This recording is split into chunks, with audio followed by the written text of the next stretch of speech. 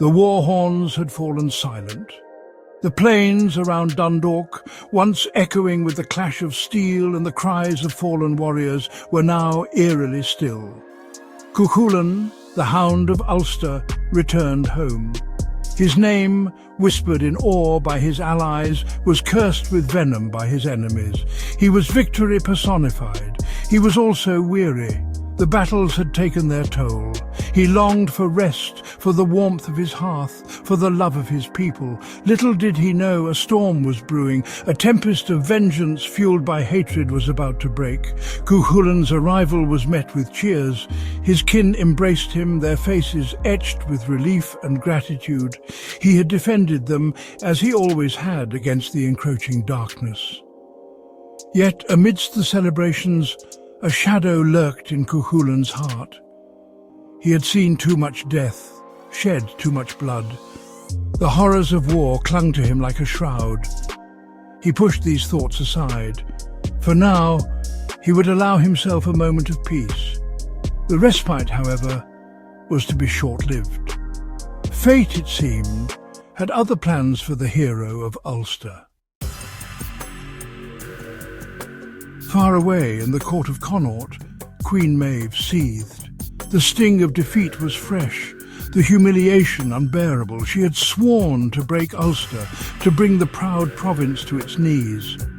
Chulainn, that unyielding wall of fury, had thwarted her ambitions. He had become her obsession, the embodiment of her shame. Revenge was the only balm she craved. It would be cold, calculated, and absolute. Her eyes, blazing with a chilling light, fell upon a group of orphan children, their faces etched with innocence.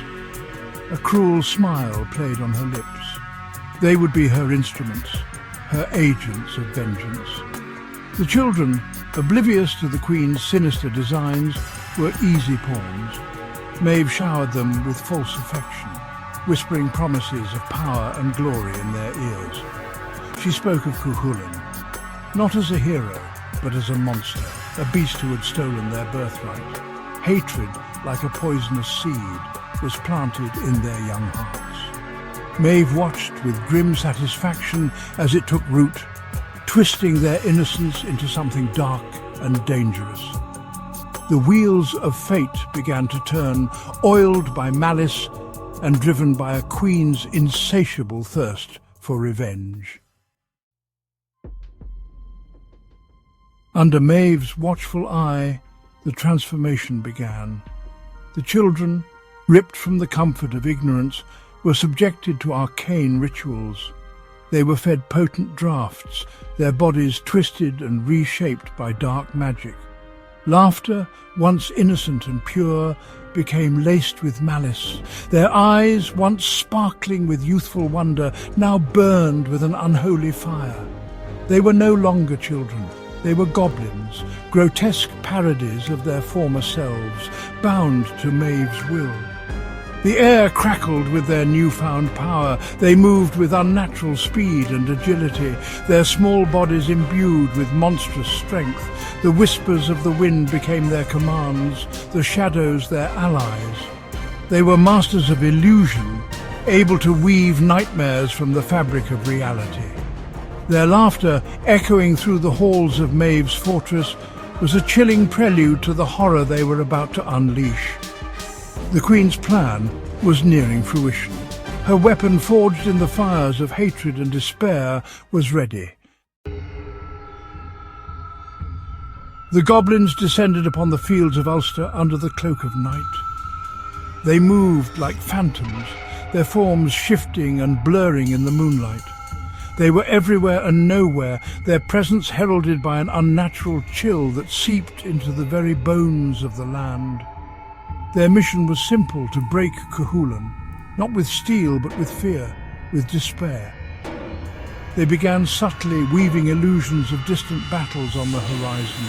The sounds of clashing armies, the cries of dying men, the thundering hooves of charging horses, all reached Cuchulainn's ears. He, ever vigilant, was drawn to the edge of the forest, his hand instinctively reaching for the hilt of his sword. Yet he found nothing, no enemy, no battle, only the whispers of the wind carrying the faint scent of blood and the echo of his own name, twisted into a mocking taunt. His unease grew with each passing day. A sense of foreboding, heavy and suffocating, settled upon him. Cuchulainn's charioteer, Éire, sensed his master's growing disquiet. He had seen the toll that countless battles had taken on the hero. He urged caution, warning Cuchulainn of the dangers of fighting illusions. His pleas, however, fell on deaf ears. The warrior in Cuchulainn, bound by duty and honour, could not ignore the call to arms. He would not stand idly by while his land was threatened, even if the enemy remained unseen. The druid Cathbad arrived at Cuchulainn's side, his eyes filled with concern. He had foreseen a great darkness gathering around the hero, a web of deceit spun by forces beyond mortal comprehension. He warned Cuchulainn of a grave threat, of a battle he could not win. He pleaded with him to stay within the safety of the fortress walls, to wait for the shadows to recede. But Cuchulainn's mind was clouded by the goblin's insidious magic. He saw only the threat to his people, heard only the phantom cries of battle. He thanked Cathbad for his counsel, but his resolve was unwavering. He would face this enemy, whatever form it may take. He would fulfill his duty, even if it meant his doom. Cuchulainn, his chariot ablaze with fury, raced across the plains of Ulster. His trusted charioteer, Éire, struggled to control their steeds, their eyes wide with terror. The air crackled with the goblin's magic, the very earth seeming to tremble beneath them. Illusions swirled around them, taking the form of monstrous beasts and shadowy warriors. Cuchulainn, his senses overwhelmed, fought with the ferocity of a cornered wolf. His spear, the Gaybolg, sang a mournful song as it found its mark, only to pass through the insubstantial forms of his phantom foes. And then it happened. A spear hurled from the swirling chaos found its mark. It pierced through Éire's chest, the lifeblood of the charioteer staining the wooden floor crimson. Éire slumped, his eyes glazing over as death claimed him. Cuchulainn roared in grief and rage, his voice echoing across the desolate plains. He had fought countless battles, had seen countless comrades fall.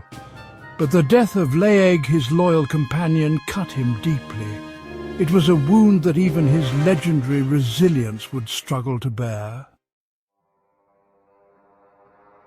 The chariot, now riderless, save for the grief-stricken Cuchulainn, careened wildly across the plains. The horses, their eyes rolling in fear, succumbed to the terror that permeated the air. One by one they stumbled and fell, their bodies pierced by invisible spears, their cries echoing Cuchulainn's growing despair. Finally the chariot, its wooden frame splintered and broken, ground to a halt. Cuchulainn, his body bruised but his spirit unbroken, rose from the wreckage. He stood alone, a solitary figure amidst the carnage, his eyes burning with a cold fire. He looked around at the fallen, his heart heavy with grief. The illusions had vanished, the air no longer alive with the sounds of battle. Only the silence remained, heavy and oppressive. He had been tricked, lured into a trap woven from shadows and deceit. His enemies, he realized, were not warriors of flesh and blood. They were something far more insidious, something that fed on his strength, his resolve, his very essence. A cold dread gripped him. This was no ordinary battle. This was the work of dark magic, of powers that mocked the laws of nature. Cuchulainn, his strength waning, felt the cold hand of fate closing around him. His body, racked with exhaustion and riddled with unseen wounds, screamed for respite. His vision blurred, the world around him fading in and out of focus. Yet still he stood defiant, his hand gripping the gaibolg, a testament to his unwavering spirit. It was then that he saw them. The goblin children, their eyes gleaming with malicious glee, emerged from the shadows. They circled him, their laughter like shards of ice piercing his heart. One by one they attacked, their small bodies imbued with unnatural speed and strength. Cuchulainn, his reflexes dulled by exhaustion, fought back weakly. He was like a lion, old and wounded, surrounded by a pack of hyenas. His movements became sluggish, his blows lacking their former power.